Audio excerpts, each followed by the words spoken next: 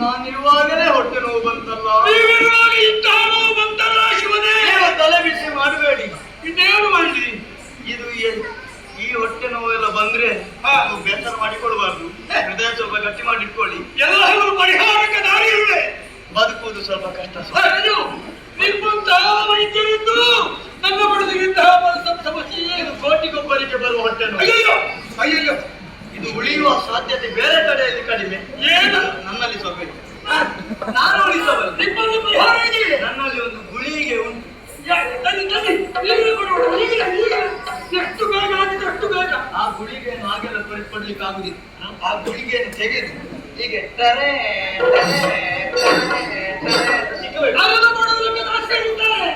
ಅವರು ಬೇಡ, ಅಲ್ಲಿಗೆ ನಾನಿದ್ದೇನೆ.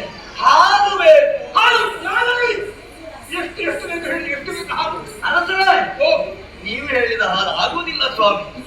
ಅದಕ್ಕೆ ವ್ಯಾಘ್ರ ಕ್ಷೀರ ಆಗಬೇಕು. ಏನು? ಹುಲಿಯ ಹಾಲು ಆಗಬೇಕು. ಹುಲಿಯ ಹಾಲು ಸಿಗದೆ ಹೋದ್ರೆ ನಿಮ್ಮ ಹೆಂಡತಿ ಬದುಕುವುದಿಲ್ಲ. ಇನ್ನು ಹೆಚ್ಚು ಅಂತ ಹೇಳಿದ್ರೆ ಕೆಲವು ಸೂರ್ಯಾಸ್ತಮಾನದೊಳಗೆ ಹೋಗ್ತದೆ ಪ್ರಾಣ. ಯಾರು ಸೂರ್ಯಾಸ್ತಮಾನದೊಳಗೆ ಯಾಕೆ ಕ್ಷೀರವನ್ನು ತಪ್ಪಿಸ್ತಾರೋ ಅವರಿಗೆ ನಮ್ಮ ಅಂತರಾಜ್ಯವನ್ನು